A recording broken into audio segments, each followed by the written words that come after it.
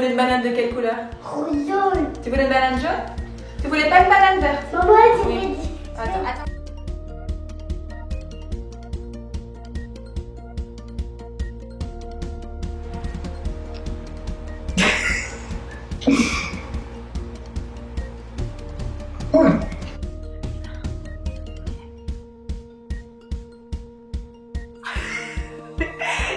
C'est comment que ce truc sur internet? C'est quoi?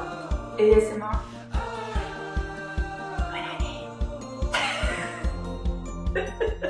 Hello!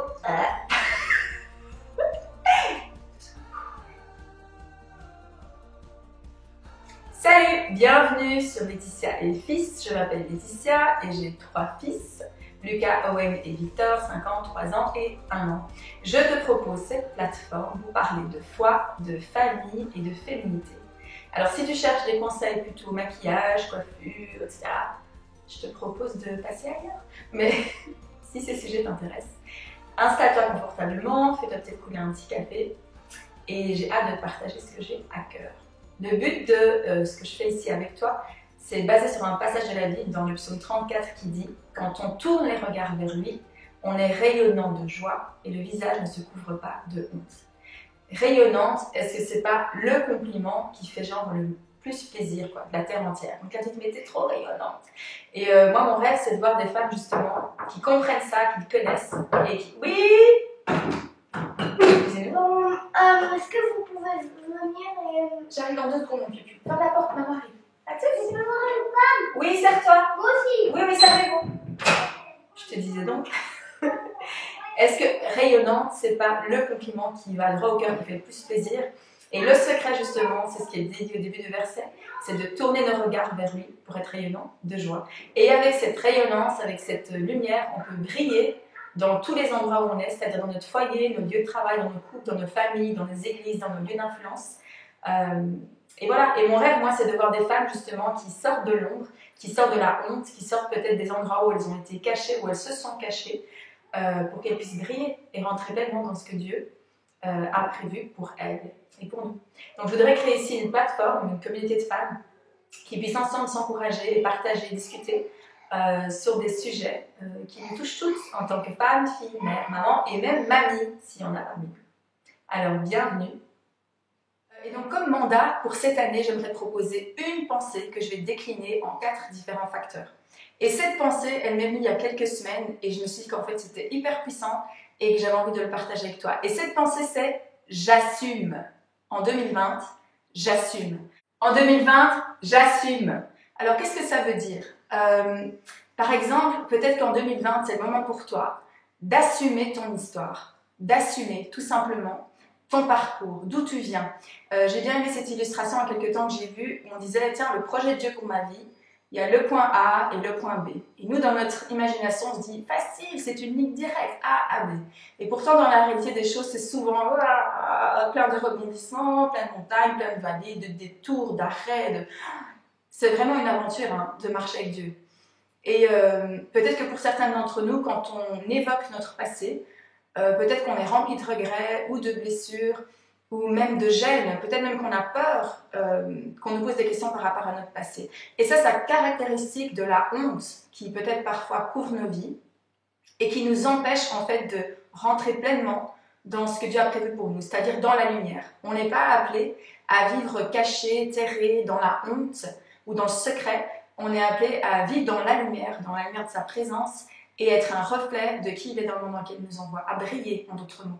Donc je voudrais t'encourager à assumer ton passé, assumer ton parcours, parce que c'est ton histoire, c'est ton témoignage. J'aimais bien cette image de Dieu qui tisse une tapisserie, et qu'en fait, si tu as déjà vu une tapisserie côté verso, à l'arrière, mais c'est le chaos absolu, il y a plein de fils, plein de couleurs, c'est vraiment, ça ressemble à rien. Et pourtant, une fois que la tapisserie est terminée de l'autre côté, l'image est parfaitement représentée.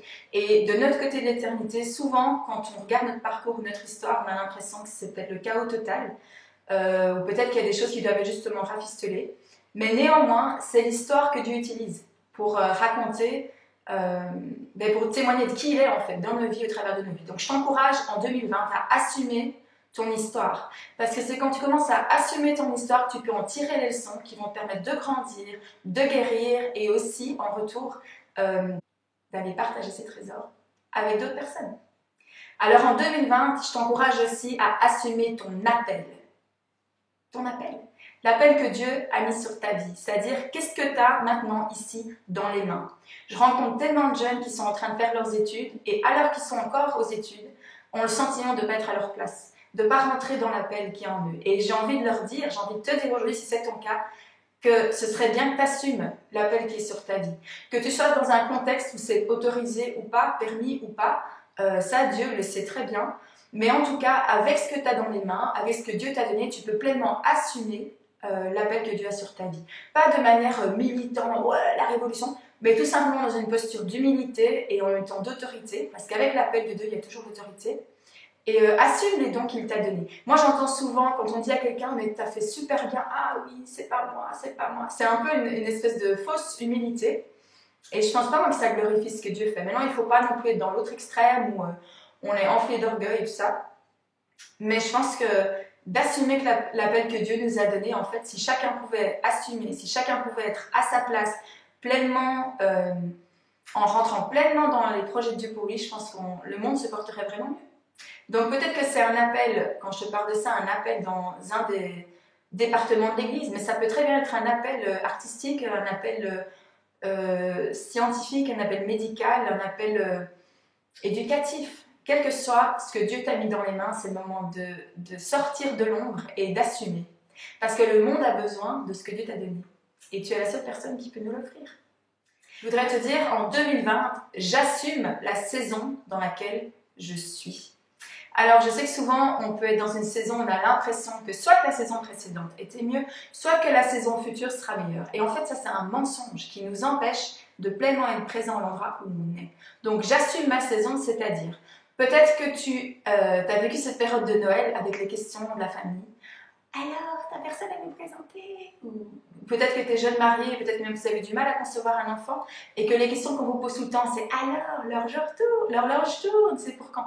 Donc, je voudrais te dire simplement qu'il y a une puissance énorme et un repos à assumer la saison de vie dans laquelle on est. Peut-être que tu es célibataire et que maintenant, tu as plein de disponibilité.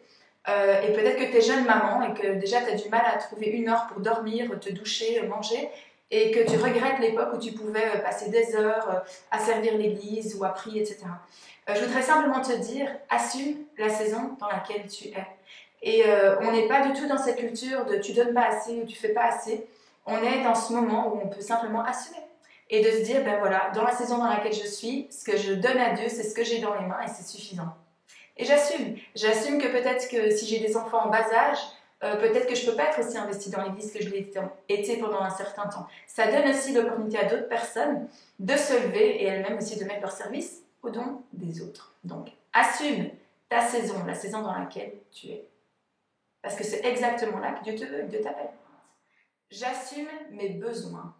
C'est-à-dire, je commence à exprimer mes besoins. Au lieu d'attendre qu'on lise dans mes pensées, en me demandant que... Ou peut-être que quand je t'ai parlé de ton histoire, d'assumer ton histoire, il y a peut-être des choses qui ne sont pas résolues dans ton histoire. Peut-être que tu as vécu des blessures, des abus, des négligences, des traumatismes.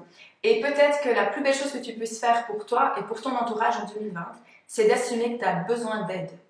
Que tu as besoin de sortir du secret, de sortir de la honte, de sortir de la culpabilité, de te tourner vers une autre personne, une amie, une relation familiale, peut-être même un professionnel de la santé, qui peut être une personne qui peut t'accompagner, qui peut cheminer avec toi par rapport à ton besoin d'être restauré. Souvent, moi j'entends, oui, on n'a pas besoin de parler de ces choses-là, les choses anciennes sont passées, et c'est vrai. Et on dit souvent, mais tout est accompli, donc on n'a pas besoin d'en parler. Mais en fait, ce que moi j'ai appris cette année, je vous parlerai peut-être dans une vidéo un petit peu des événements d'année qui s'est écoulé pour nous en tant que famille.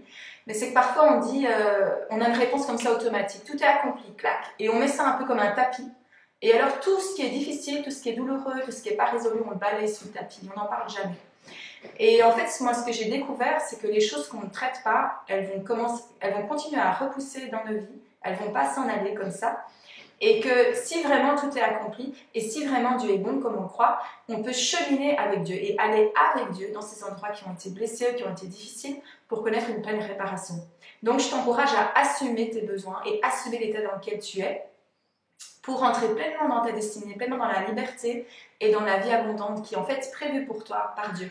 Donc s'il y a un domaine de ta vie aujourd'hui qui ne respire pas vraiment la liberté ou l'abondance, ça vaut la peine d'assumer ce besoin, de regarder la vérité en face et peut-être de faire appel à des personnes autour de toi qui peuvent t'entourer et t'accompagner.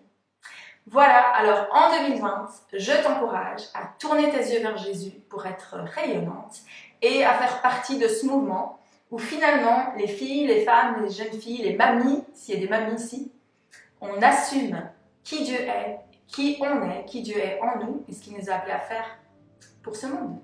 Voilà, alors je vous souhaite avec toute mon affection, tous mes bons voeux, à toi, à tes proches, à ta famille, à ton couple, à tes enfants si c'est le cas. Et on se retrouve dans une semaine pour une vidéo sur un autre thème. Salut! Alors n'hésite pas à me laisser un petit commentaire ici. Si tu veux partager avec moi quelle partie de ce défi tu as choisi de relever ou d'assumer pendant cette année. Et aussi, si tu veux liker, partager cette vidéo à d'autres personnes à qui ça pourrait être utile, n'hésite pas. Si tu as des questions ou des sujets que j'aimerais aborder